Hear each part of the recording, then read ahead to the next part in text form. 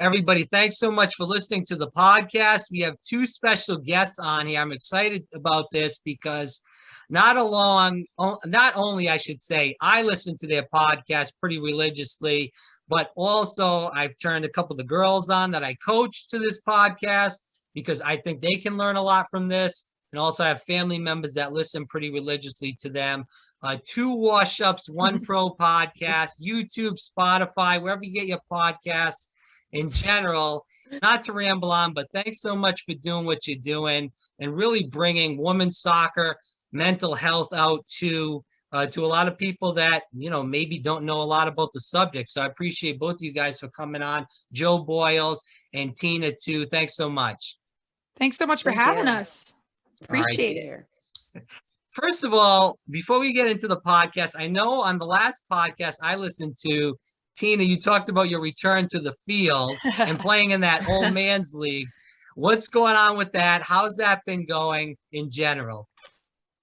Yeah. Well, as much as you want to say you keep the boots fresh when you retire, you don't. I hadn't touched my cleats in a very, very long time. And a friend of mine invited me out to, he's like, oh, we have an opening. Someone's not coming tonight. Do you want to come play? And I was like, yeah, sure. It's nothing. You could work out every day of the week. Getting on a pitch and playing 11v11, it's like you would be surprised. It is kind of like riding a bike, but you got to ride it for a long time. So it's nice though, because now I just choose to play forward and I'm like, all right, have fun on defense. I used to do that, but I'm good now. Now I just want to score goals. So I just sit up top and try to score some. But you indoor or outdoor? Because I know it's getting cold where you're at. Well, I just actually reload half my time into New York. So I'm still kind of figuring it out here with the indoor, but I was playing up in Raleigh. They have some good co-ed leagues that the one I was in was an outdoor 11v11. All right. I was just curious because I know you brought that up on the pod. So I figured we'd bring it up for the people that do listen into your pod about that. So let's kick around the pod. So can you talk about how the pod got started? Did you guys know each other originally? How did all this come about? Yeah. Let Joe start. So pretty crazy. So the way Tina and I kind of met was, for some reason, I was friends with every single UVA person other than Tina. So Tina's one of her best friends, Morgan Stearns, I played with all through youth national teams. Another one of her good friends through in her class was Alexis Schaffer, who I've known since I was 6 or 7 and had played club since I was 18.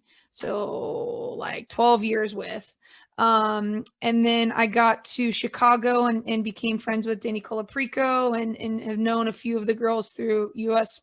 national team programs. And so Tina came to North Carolina one day, and Stearnsy and Schaffer were in town. I think there was a football game or something, and we all decided to get dinner. And I felt like I finally had met her because I felt like I freaking knew her for so long because she's like the last Virginia who that I hadn't met. So we just kind of hit it off then. I'm from Raleigh.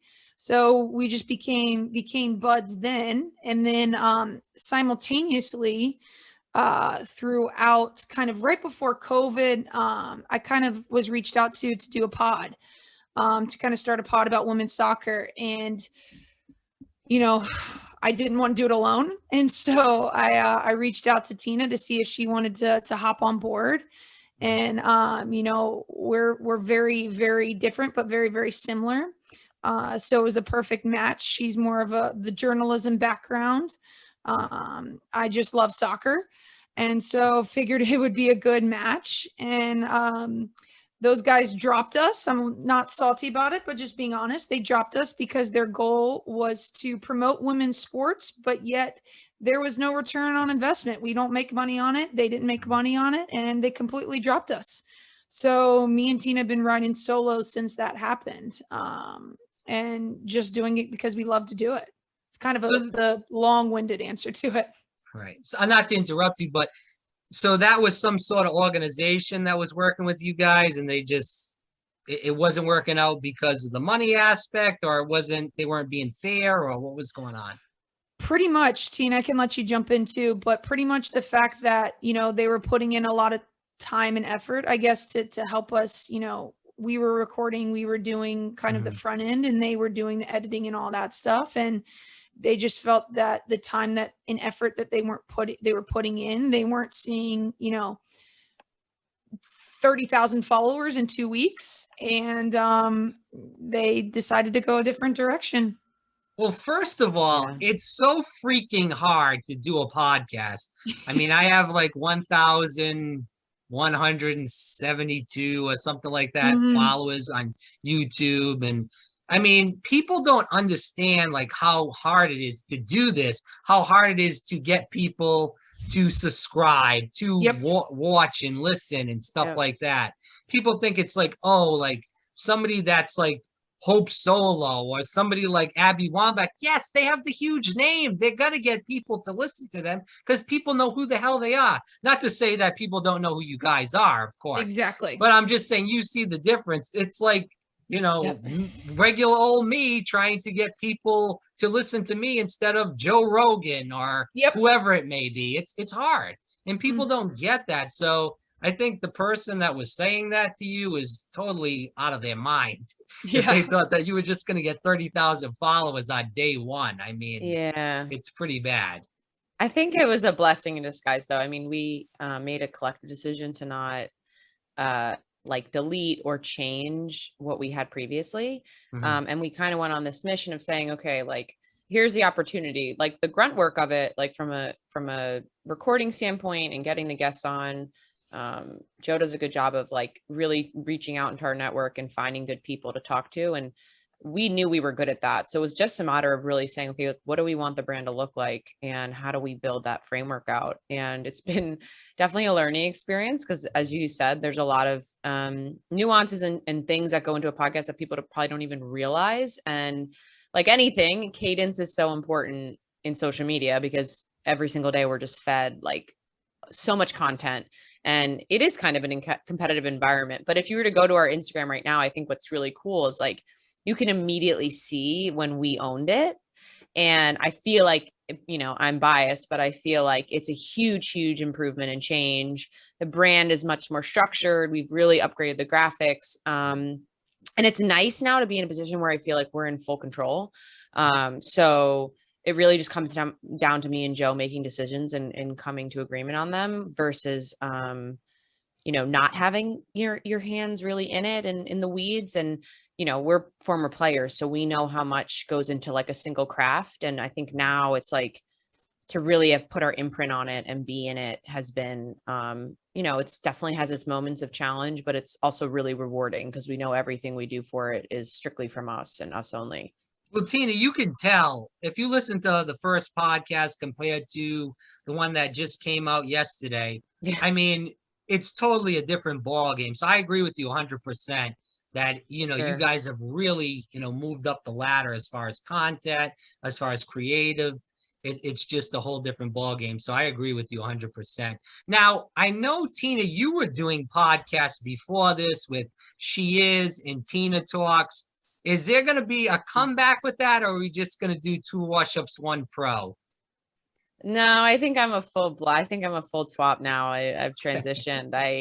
As Joanna mentioned, I was doing my journalism master's at Northwestern, like right at the end point of COVID. And I was sitting at home doing work and I'm like, how is there nowhere to listen to female voices in women's soccer? Like, this is just incredibly sad. Like, I just want to hear from them and see how people are doing. And so I started She Is a more kind of just wanting to do what me and Joanna do. Like, I'm like, I just want to talk to cool people. Like, I'm not in this because I'm trying to create a career out of it. I just literally want to bring voices to the table, and really fortunate Joanna thought of me in the process. But I don't think it'll make a comeback because I feel like it's kind of, it was the beginning point of where we're at now. And I think if anything, it's kind of funny because I'm like, when we started thinking through names, it's just hilarious how much the like full-blown name is I mean, maybe it's just me and Joanna, but I'm like I feel very attached to the TWOP name. Yes. Like, it's just it's very personal to us now. And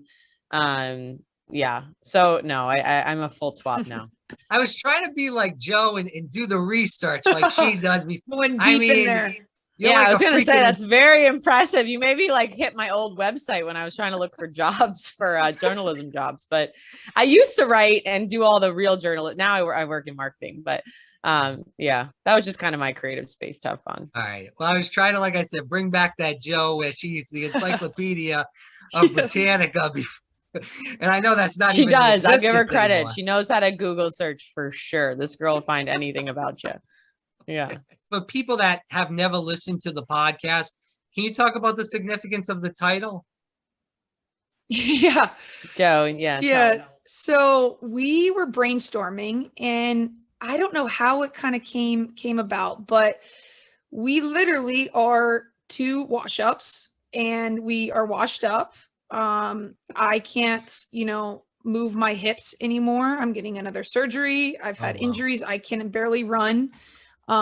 Tina's somewhat out of soccer and in a big girl 9-to-5 job, and we are just the epitome of post soccer. And for us, it's two wash-ups, and then we kind of got to thinking like interviewing one pro, and so it became like two wash-ups, one pro. And as soon as we heard it, and then we kind of transitioned it into twop. I don't know if we've made it a noun or a verb or whatever adjective. Don't know what we've made it, but that's kind of the fruition of it. And we, like Tina said, we're just really, really attached to the name. If they are watching the podcast, or even if they're, listening to it on Spotify or wherever you get your podcast, what do you hope people learn day to day? I could speak for my position. I feel like, when we were growing up, we had the 99ers, right? Like these women that we just idolized growing up. And I think, and I don't want to speak for Joe, so I'll let her speak on it. But I feel like when I started playing professionally, and even in college, you meet these women and you guys are playing in a sport and you're putting all this time into one thing. But as you get, you're so intertwined in it, you get to know these women at such a deep level. And I remember walking out of like, even just like dinners being like, oh my God, like these women are so much deeper than just the athlete you're seeing on the field, the goal scorer, or the goalkeeper, whoever it may be.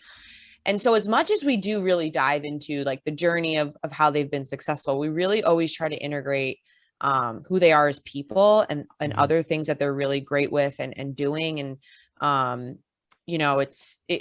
there's just too many to count. Like we have so many women we still want to talk to and hear their stories. But yeah, I'd say it's a layer of getting to know the women more deeply, but then also talking about the general environment. I think if anything this year, I've learned that like, you can't be silent. I think the NWSL is learning you can't be silent. And I feel as though me and Joe feel, a big responsibility in the fact that we don't have stake in the NWSL anymore. We're not trying to make a roster. We're not trying to play anymore. And I think we're both very comfortable to say the things that are uncomfortable to say. And so part of our journey moving forward is that we want to dive more deeply into topics like mental health. Like, why isn't there, mental health professionals helping these women and serving these women, and making people aware of that? Because I think too, it's when you're not in it and you're 16 and you're seeing it, you just idolize it with no concept of what it really is. And I don't ever want to sell someone short on the reality of the situation, even whether they want to be a professional or a collegiate player, right? Just because you're good at something doesn't mean you need to be a collegiate soccer player. Maybe high school was enough for you, even if you're talented enough. So it's just kind of really bringing truth to the overall experience, good and bad. Yeah, Joe? I 100% agree with that. You definitely touched on kind of all the main points of, I feel so passionately about, like Tina mentioned, she'd go away from dinners and leave from dinners and be like, God, like more people need to know about this person and everything that this person has gone through. And I think something that a lot of, I feel very passionate about is you see these players, these girls on the field. And I actually just read Carly Lloyd's Players Tribune this morning. And, you think of Carly Lloyd as the GOAT and all these things, but yet there's so much more behind her. Like everything that she gave up, it wasn't actually all super easy for her. If Shannon Box didn't get hurt in that World Cup, she may have not been the Carly Lloyd that we all know. There's so many different things and aspects to these women that I think are so important to shine a light on. And these girls are so cool. They're Yeah. so cool. They have so many fun things about them, so many things that I just want people to know about them, to be honest with you. Why do you feel like, these main sports networks, whether it's Fox Sports, whether it's ESPN, don't show, women's college soccer, NWSL games? I know that, I remember this, and going back to Boca Raton, I am pretty sure you had some time in Boca Raton, Tina, if I'm not mistaken, that you played in a national championship game there. I was at that game too, Florida State, Virginia. If I'm not trying to bring back bad memories. I'm sorry about that. I love for you to talk. I love for you to talk about that in a second. I actually thought Florida had a chance that year because they went to the Elite Eight, then they got knocked out in PKs to Stanford.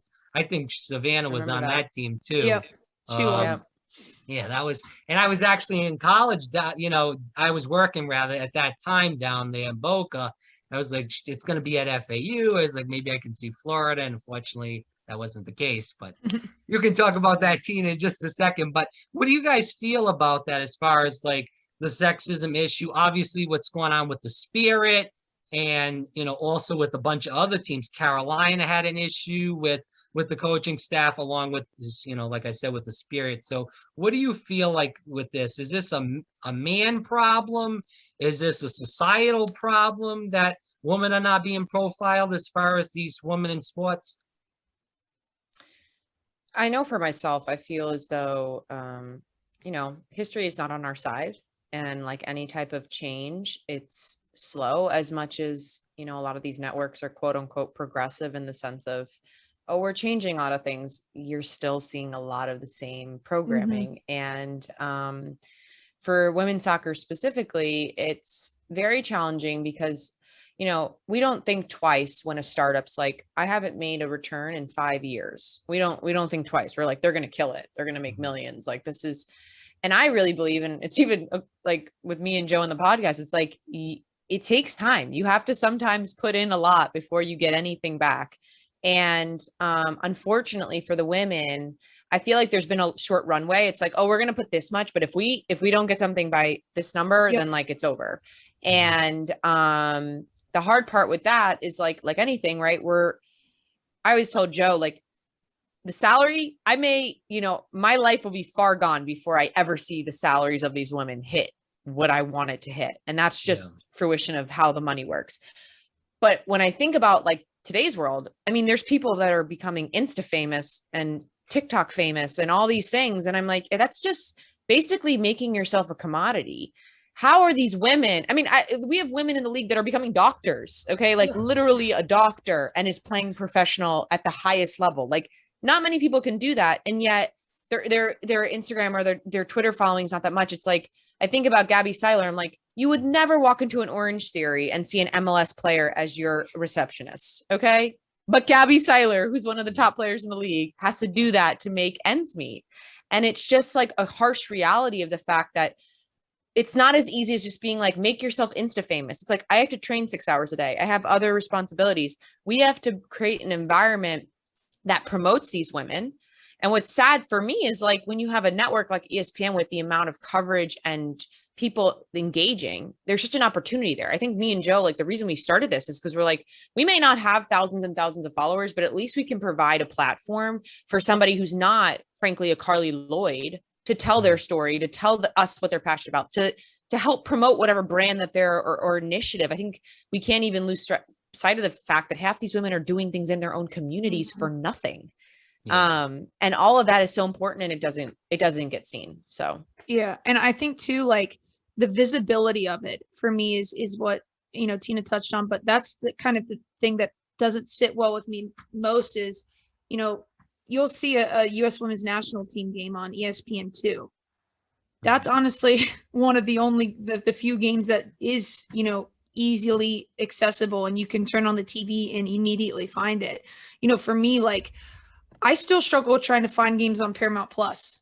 Like, I still like, and I played in the league. I watched the games. I am fully invested in the league, and it's still like extremely difficult to find the games. So if I'm just an average consumer, how am I supposed to, like, I want something that's easy. So if it's not easy for me to watch, why am I going to watch it? So I think the first thing for me is like being visible and being easily accessible. And obviously everything that Tina just said, spitballing off that. But for me, it's the lack of visibility for women's soccer. And so if we can be, a small little, pond that can at least try to bring some visibility to, for people to listen to us, and for girls to be able to share their story, and hopefully, expand that into a large platform that, people know what we do so they can listen to us. That's the ultimate dream. That's the dream, is to provide that visibility, but it has to start small and it has to start somewhere. So we might as well do it. But what do you guys think of the NWSL, as far as it seems like there's some turmoil right now? Yeah, I think for me, the most important thing is that the players' voices are being continually heard. I think if a player's voice is continually heard and the girls unite together, I think it's going to be, difficult not to listen. And for me, one of the main problems that I have is this kind of, Tina and I have talked about it, is this coaching carousel. Is, coach gets fired here, they get hired here. Coach gets fired there, they get hired over here. I think there's got to be some sort of breath of fresh air with new sets of coaches in order to kind of get off of this carousel and kind of have a rebirth and a refreshed outlook and mindset of how this league needs to be run from the coaching standpoint. Is this your experience in Orlando? Sorry to interrupt. No, you're good. No. Say again. Oh, is this your experience while you were with the Pride? No, this is just me being an outsider looking in, kind of looking to see where all these coaches have gone, where they've left, where they've gone. For me personally, I'm a big fan of Mark Skinner. I love him a lot. I think he's an awesome coach. I just think that his family had, he's an English guy. He just had a child. And I think, it's tough to pass up on a Man United position that, gets you back in England with your family. And he really didn't see his family all through COVID. It was really, really tough on him. And so for me, I think that's a little bit different just because it was a perfect situation for him. And I think it's interesting where, on the men's side, I don't think, a coach jumping to a better possibly situation for his family would kind of be looked down upon.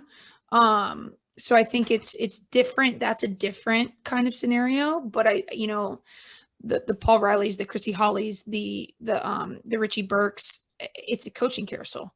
And, if you look back at Chrissy Holly, he was in New Jersey. You look at Richie Burke, he had stuff going on in youth.